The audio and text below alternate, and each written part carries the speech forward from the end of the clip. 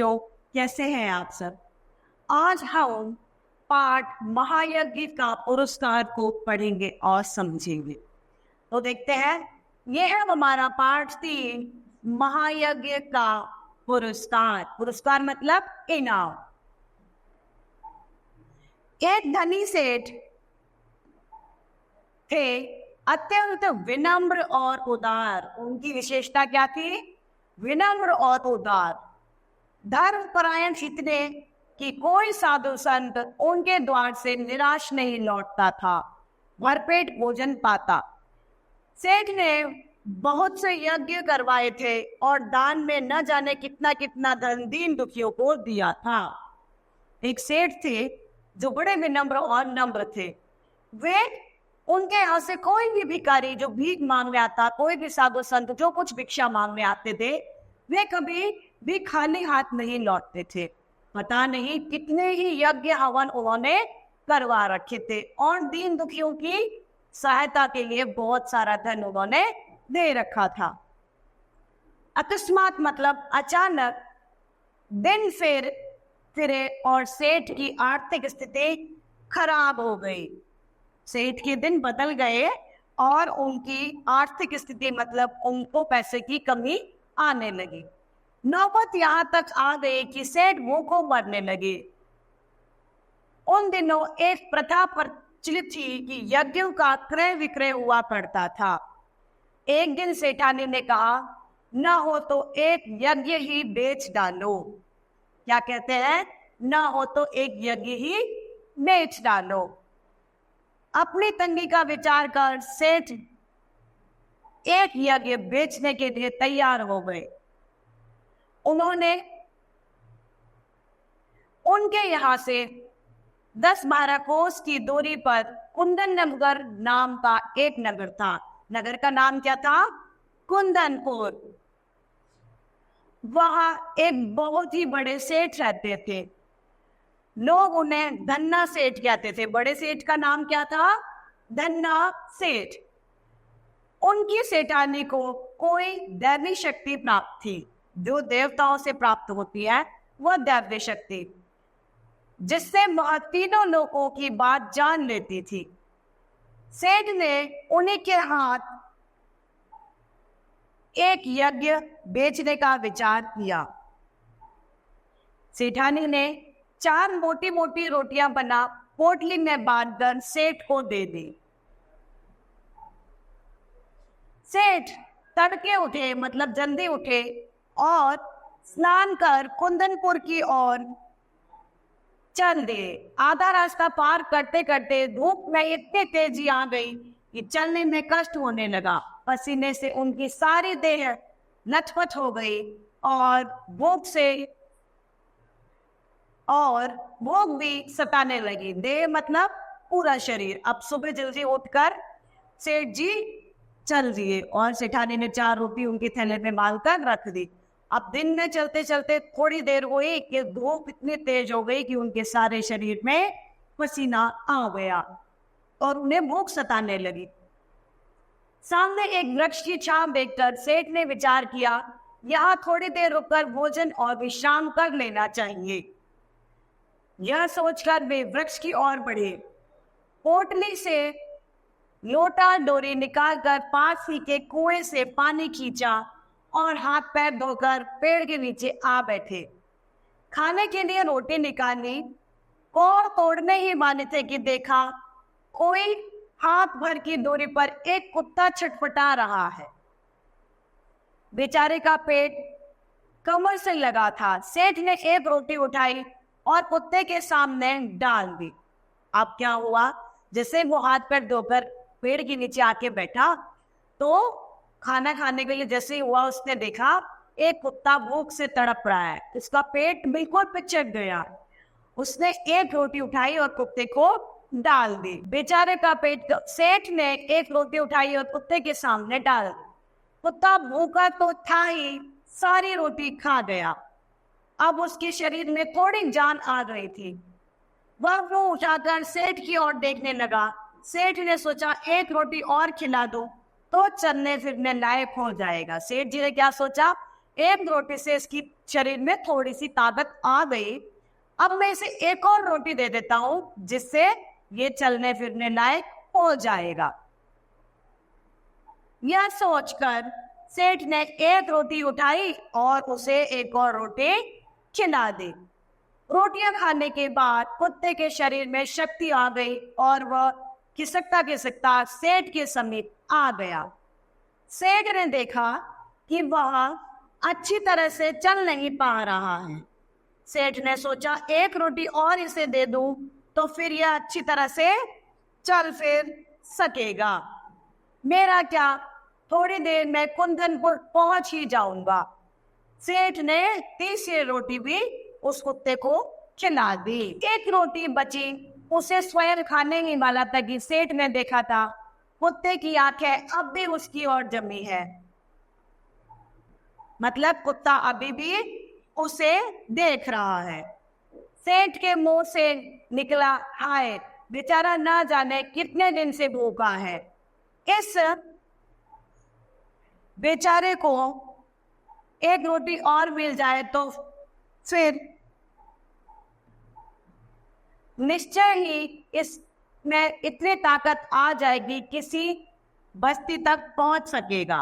अब जो 4 रोटी थी एक एक करके सारी चली गई थी। जो आखिरी रोटी बची थी उसे भी सेठ के मन में आया कि इसे अगर मैं दे दूंगा तो ये कुत्ता पास के किसी नगर में या शहर में चला जाएगा। सेठ ने अंतिम रोटी भी कुत्ते को खिला दी। उन्होंने स्वयं एक लोटा जल पीकर थोड़ा विश्राम करके अपना रास्ता पकड़ा। अब उन्होंने थोड़ी देर जल पीकर थोड़ी देर लेट गए और थोड़े समय बाद में अपना चलने को तैयार हो गए। दिया जले उठे। सेठ कुंदनपुर में धन्ना सेठ की हवेली पर पहुंचे तो उन्होंने उठकर सेठ का स्वागत किया। पूछा, कहिए कैसे आना हुआ?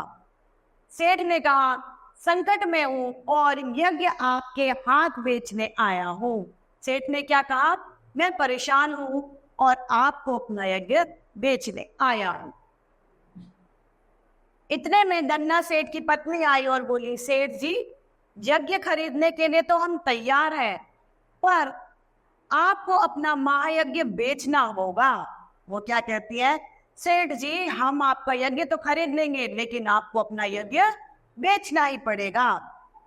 महायज्ञ, सेठ ने आश्चर्य से कहा। सेठानी ने समझाते हुए कहा कि आज मैं रास्ते में स्वयं न खाकर आपने 4 रोटियां कुत्ते को खिला दी। यह महायज्ञ नहीं तो क्या है?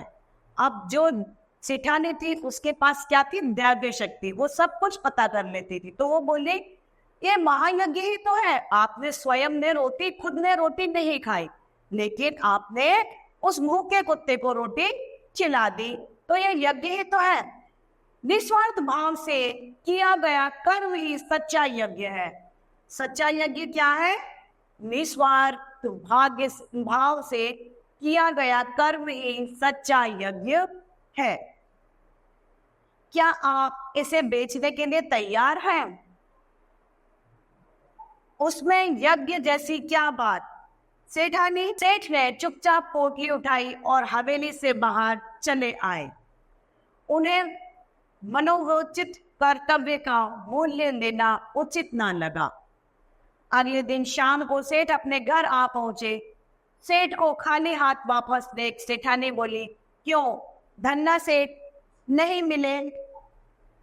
सेठ ने सारी कथा सुनाई। सुनकर सेठानी की सारी वेदना जाने कहाँ विलीन हो गई। विपत्ति में भी सेठ ने धर्म नहीं छोड़ा। धन्य है मेरे पति। ये किसने कहा? सेठानी जी ने।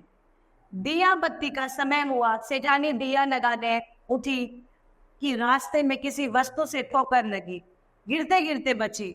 जैसे तैसे दिया जलाकर देखा कि फर्श के पत्थर पर चौका ऊपर हो गया है। ऊपर उठने के कारण सेठानी को ठोकर लग गई थी। सेठानी ने सेठ को आवाज दी, देखो फर्श का एक चौका उखड़ गया है, इसे जमा दो। सेठ ने चौके को ठीक तरह से जमाने के लिए उसमें लगे कुंदे को उठाया तो नीचे तहखाने की सीढ़ियां दिखाई दी। नीचे तहखाना मतलब अंडरग्राउंड की सीढ़ियां दिखाई दी। अरे यह तो तहखाना है, हमें तो इसका पता ही नहीं था, उसके मुंह से निकला। दिया हाथ में लेकर सेठ सेठानी तहखाने में उतरे। तहखाने में हीरे जवाहरात भरे थे। यह देख दोनों के पांव जमीन पर नहीं रहे, मतलब उन्हें विश्वास ही नहीं हुआ। कुछ देर बाद सेठानी की चेतना लौट आई। बोली, प्राणनाथ, यह महायज्ञ का पुरस्कार है। वो क्या बोली? सेठ जी, ये किसका फल है? पुण्य कर्मों का महायज्ञ का फल है। स्वयं भूखे रहकर भी एक प्राणी की भूख मिटाई, यह महायज्ञ नहीं तो और क्या है? भगवान ने उसी महायज्ञ का पुरस्कार आपको दिया है। वो कहती है, आप स्वयं भूखे रहे, लेकिन फिर भी एक बिना बोलने वाले जीव को आपने भोजन कराया। ये एक महायज्ञ ही है। इसी वजह से आपको भगवान ने यह सब कुछ दिया है। सेठ ने मन ही मन भगवान से प्रार्थना करी, हे भगवान, स्वयं कष्ट सहकर दूसरों के कष्ट कम कर सकूं, ऐसी शक्ति मुझे देना। सेठ जी बोले, हे प्रभु, आप मुझे ऐसी शक्ति देना कि मैं कष्ट सहूं, लेकिन मेरे सामने वाला कष्ट ना सहे। तो इस तरीके से हमारा पाठ समाप्त होता है। आइए इसके अभ्यास कार्य को हम देखते हैं, जिसमें सबसे पहले आता है हमारा शब्दार्थ। विनम्र, विनीत और सुशील। उदार मतलब दयालु या कृपालु। धर्मपरायण, धर्म में आस्था रखने वाला। अकस्मात मतलब अचानक। नौबत मतलब स्थिति, प्रथा, परंपरा। प्रचलन, जो चल चुका हो। क्रय मतलब खरीदारी। विक्रय मतलब बेचना। तंगी मतलब परेशानी। जमी मतलब टिकी है। विस्वार्थ मतलब बिना लोभ के। देह मतलब शरीर या तल। वेदना मतलब कष्ट। विपत्ति मतलब संकट। फर्श मतलब जमीन। विलीन मतलब गायब हो जाना। मानवोचित मतलब मनुष्य के हित के लिए। विशेष बता रहा है। इन शब्दों को इस तरह भी लिख सकते हैं। संत को स आधा न त। पहला, निम्नलिखित प्रश्नों के उत्तर लिखिए। क, सेठ जी अपना यज्ञ बेचने कहाँ गए? कुंदन नगर। कहाँ? कुंदन नगर।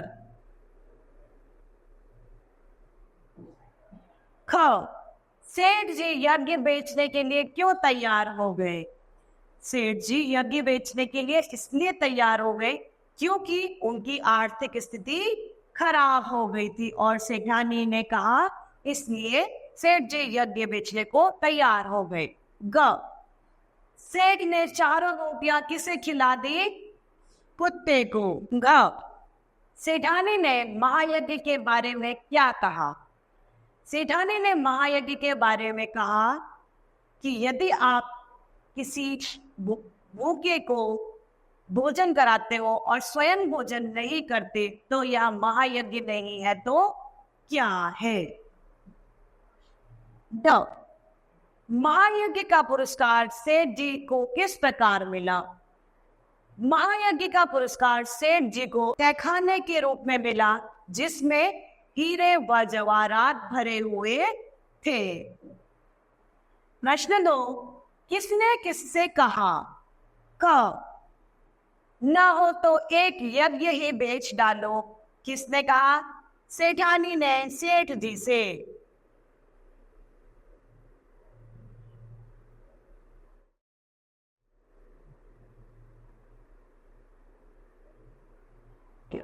ख, कहिए कैसे आना हुआ? किसने कहा? कुंदन नगर के राजा ने।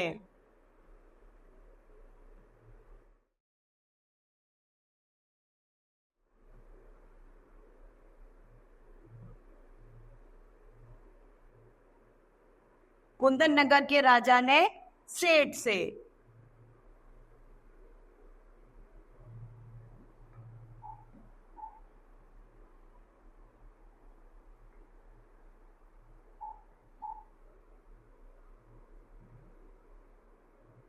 किसने किससे कहा? कुंदन नगर के सेठ ने सेठ जी से। घ, संकट में हूं और एक यज्ञ आपके हाथ बेचने आया हूं। किसने कहा? सेठ जी ने। किससे कहा? सेठानी से।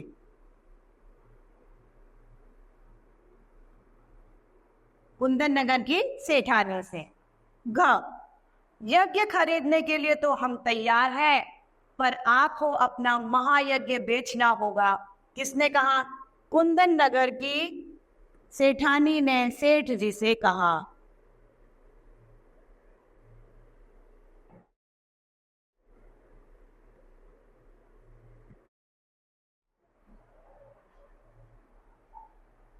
प्रश्न 3, दिए गए मुहावरों का अर्थ लिखकर वाक्य बनाओ। हालत पतली होना,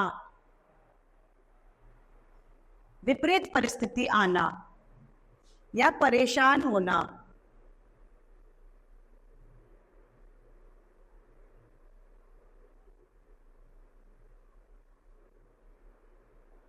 इसका वाक्य में प्रयोग क्या होगा?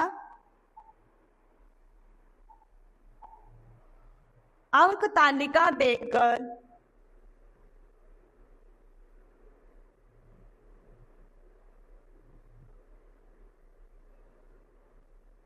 देखकर हालत पतली हो गई।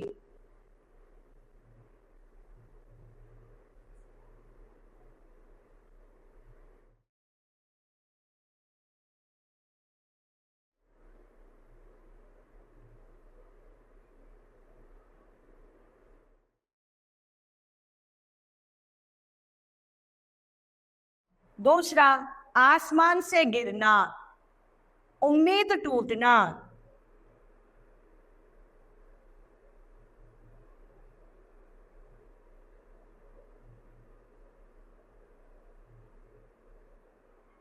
उम्मीद टूटना या आशा के विपरीत कार्य होना।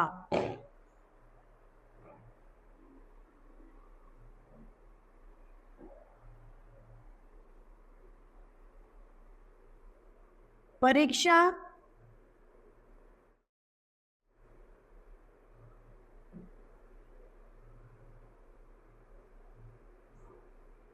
के समय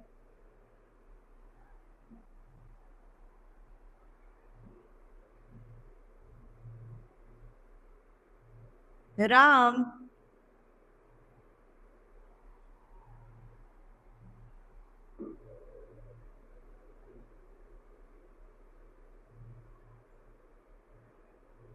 आसमान से गिर गया।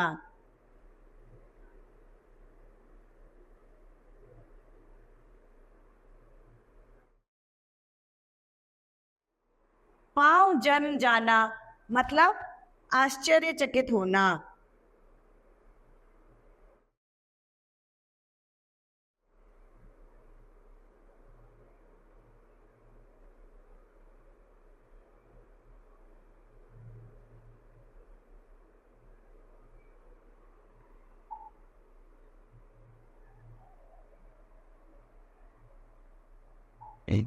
You're silly.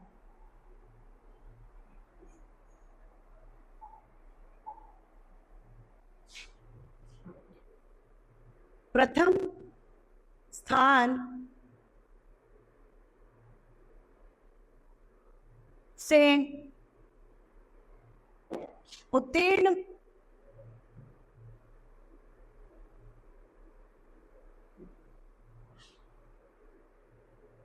होने पर सीता के पांव ही जम गए।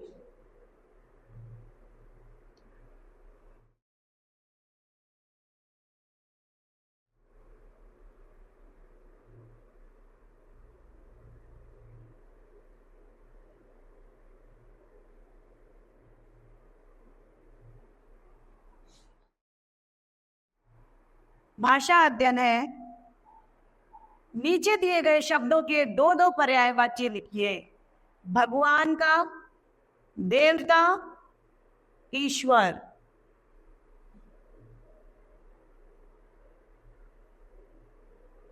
वंदना का, प्रार्थना, दशा। नौबत का, स्थिति और दशा। प्रश्न 2, नीचे दिए गए शब्दों के विलोम शब्द लिखिए, मतलब उल्टे। क्रय का, विक्रय।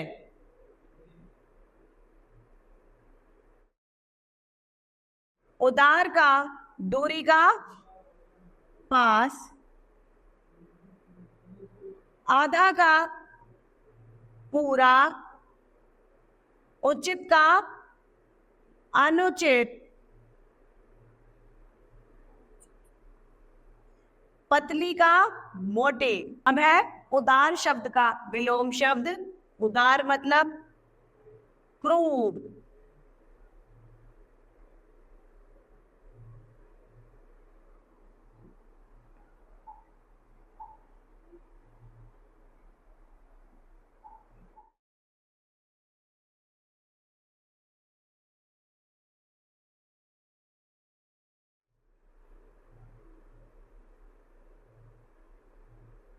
दूरी का,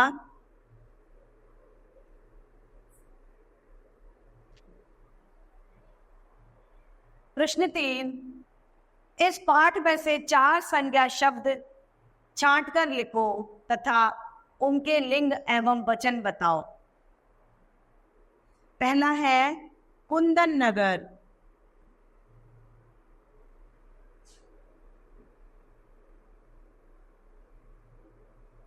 दूसरा है कुत्ता। सेठ, सेठानी।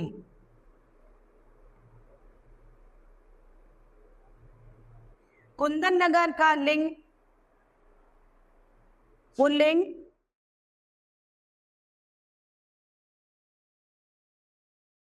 और एक वचन।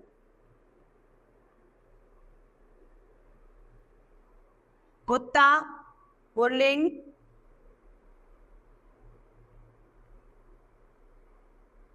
एक वचन।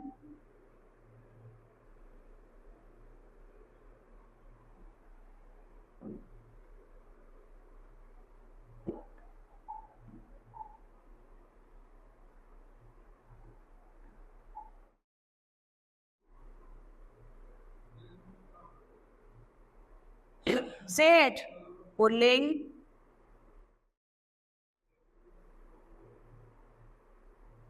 सेठानी स्त्रीलिंग।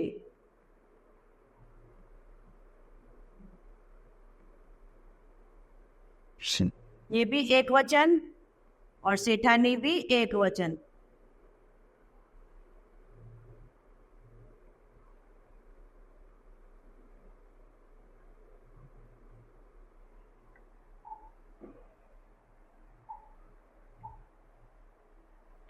रचनात्मक कार्य में आपको एक कुत्ते का चित्र दिखाई दे रहा है। इस चित्र में आप रंग बिरंगे रंग भरे और सुंदर से कुत्ते को तैयार करें।